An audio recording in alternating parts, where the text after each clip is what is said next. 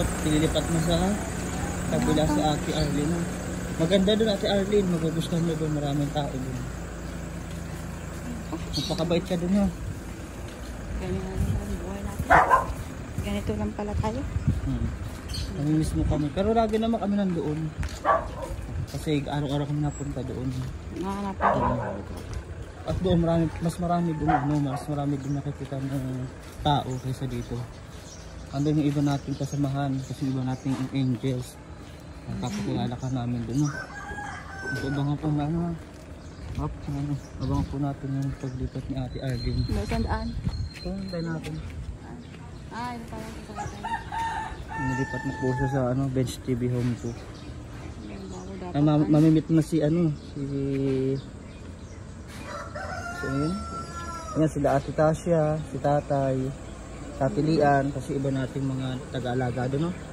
Abangan po natin yung paglipat ni Ate Arlene.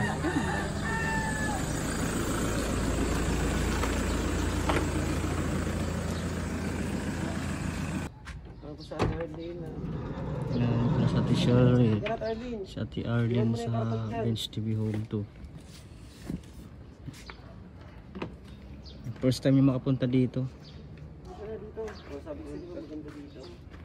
Ano ko? Pinadala.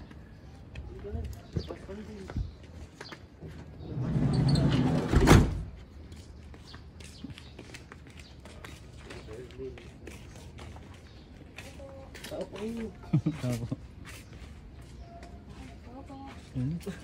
Tao po daw. Bukas yan. Bukas pala eh. Tara, basta tayo. Dali. Maingat. Pasok na dyan.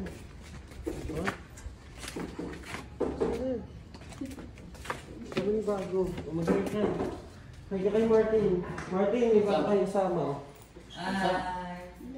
Kamustahin mo? Ano pangalan mo? Hindi na kayo nasawan? Kayo nasawan?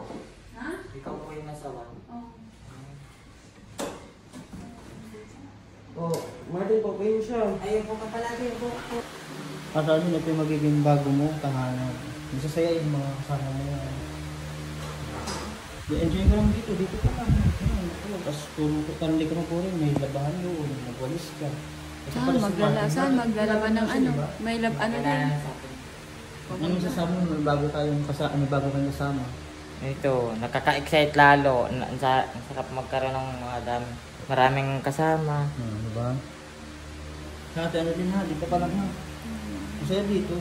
Masaya Ay, dito. wala na si Sawan. Bakit wala ka na pala sawan? Doon ka na kay mama? Doon sa mga dati mo, sa ano ako? Saan? Doon sa tinutuluyan mo, doon sa kapila. Yung may inalisan ko doon? Bakit? Bakit nilipat ka dito? Ayaw mo na doon? Sabi sila nila, bilipat daw ako eh. Sila may sabi. Kaya dito ka? Lipat daw ako. Mamaya kapakilala sa iyo itong member na. Tsaka yung mga nagbabantay dito, tsaka yung mga ibang alaga namin ha. Mahala na yung iba natin kasama na sila yung nagkano siya. Kasi mga tulog kayo, no?